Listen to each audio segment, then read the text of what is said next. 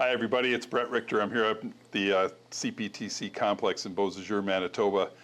It's the end of the race season, and it's great to sit and chat with some of these drivers who have spent a ton of time and energy this season to provide entertainment and race for us. And today I've got the great pleasure of speaking with Mr. Jordan Sobetski. How you doing, bud? Very good. How are yourselves? Fantastic. Doing really well. That's good. Excited for the end of the season? Yeah, I wish I could go on more, but it's the end, so you can only ask for so much. You know, I think when we were here in December and we were talking to people, they were so excited because the future looked like there was going to be a full race season going on.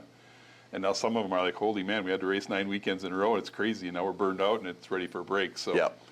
it's both good and bad, right? Yeah, I wish I could go on some longer, but season's only so long. Yeah. So I can only ask for this season. It's only what it is. Yeah. Yeah. Now, this is a great race for you because this is home, Yes. right? It's easy. Yeah. Yeah. I'm 3 miles away as the crow flies. Yeah. So I could walk here if I want. Yeah. And the shop's not far away either, right? It's 2 miles away as well, so. Yeah. So Sobetskis are great for the CPTC family here. They're big supporters of the track and the event this weekend. They do a lot of sponsorship stuff here. They provide me with an awesome side-by-side that I get to use on the weekend to do pit reporting and stuff. So really thankful for all you guys do for us here as well. So thanks for supporting that. No problem at all. Yeah, it's great stuff. So how's your race season been? It was small, but it turned out pretty good. Yeah. We started the season off here in December. Not quite what we were hoping. Then we went out to Wausau, and it was a good weekend in Wausau, Wisconsin.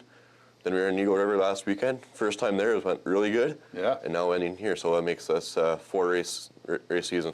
Do you wish you did more? Yeah, I do. Yeah. But time, budget, Yeah.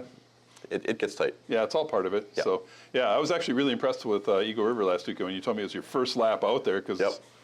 there really wasn't much for practice or anything. So no hot laps, and so it's like line up on the line with 6 or 7 of your best competitors and see what happens. Yeah, first time out there, look at that, I'm leading lap 2. Yeah, yeah. Who would have thought? I was watching, he came out of turn 4 and there he was, and I was like, wait a minute. Yeah, So, I think I surprised myself there too. yeah, had to put a smile on your face. Yeah. When you start a race season like this, what are your expectations? Is it, we're just going out to have a good time, it's family time, we're going to get together, we're going to enjoy it? I mean, how much of it's competitive, how much of it's... We're very competitive. We want to make the final every race. We want a top 5 every race. That's our goal. Doesn't always go that way. We don't like LCQs, but sometimes we're forced to go in them. Mm-hmm. Engine failures, chassis failures, something always puts us in there. But it's a family sport too. Got a lot of family out here. We like hanging out with people. Right. But for the most part, we're very competitive. What's it going to take to put the Sobetski race team in that top 5 consistently? It'll take a bit more budget-wise. It's the cost, I think, is holding us back a little bit. My driving, we're getting better as a team. For the most part, my feedback is getting better. We got the speeds, we got the handling. We just need that extra 2 miles an hour, and we're almost there. And where do you find that? Do you think it's traction? Do you think it's handling? Do you It's think an extra $5,000. Well, so money does buy speed. Absolutely does. Really? That's Yeah. unfortunate. I mean, it makes sense, but that's the Yeah. way it is, right? From your personal perspective, is your driving style more physical or more mental? Lately, I've been working on more mental. In the Okay. past, it's been very physical. Like Eagle River last weekend, it was more of a marathon. I want to just take slow steps, mentally prepare myself for the next lap. That's what I'm going to go at this weekend. Mentally prepare myself for the finals, and then I can push for that extra 2-3 spots on the finishing line.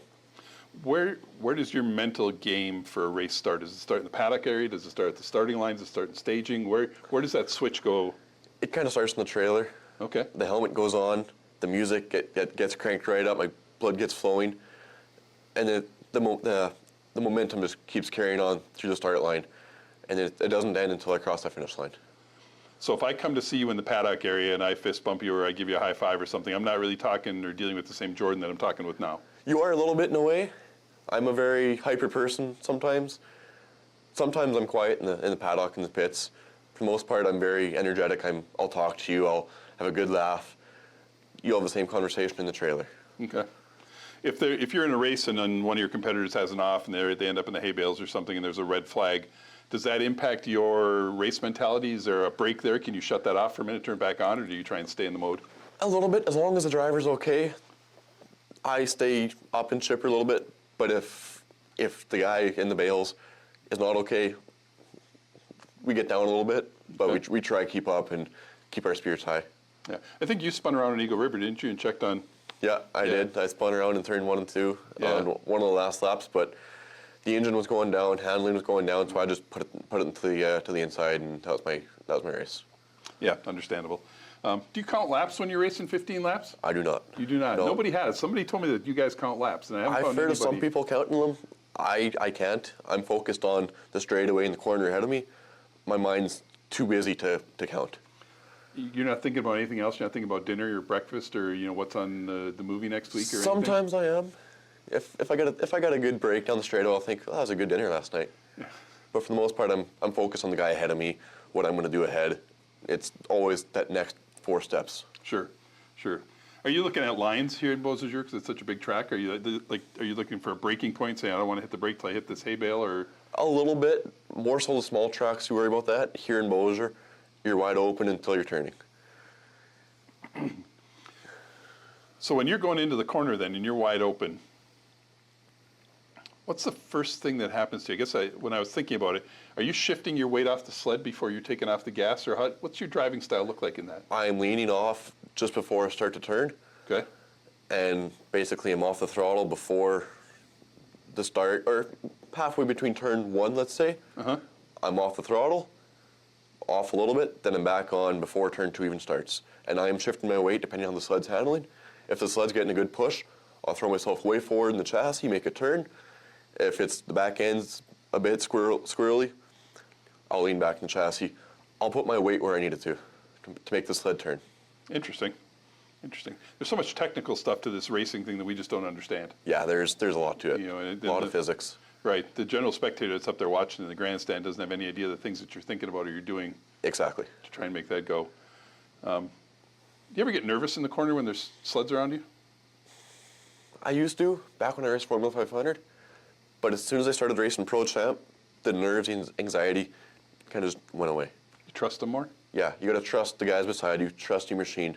If you don't trust the machine or your competitors, you almost don't belong in a way. Yeah.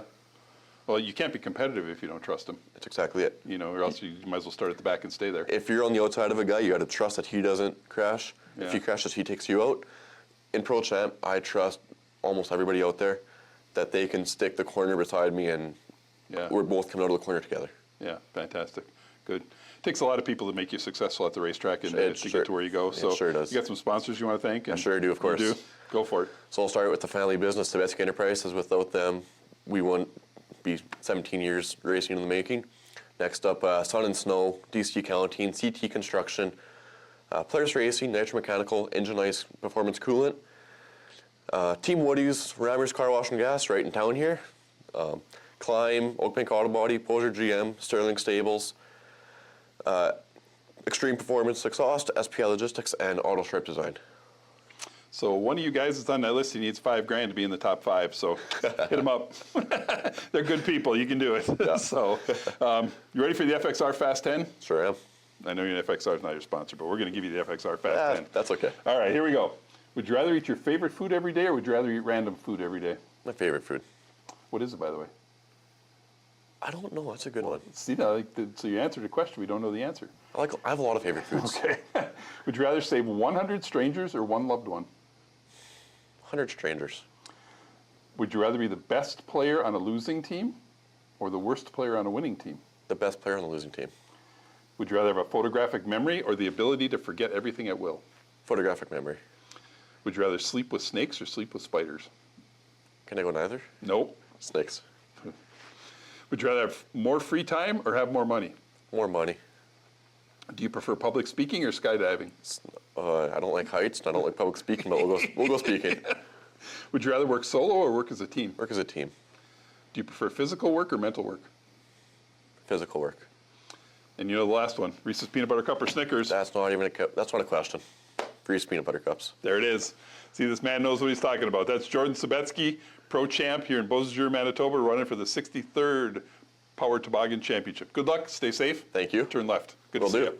Good to see you too.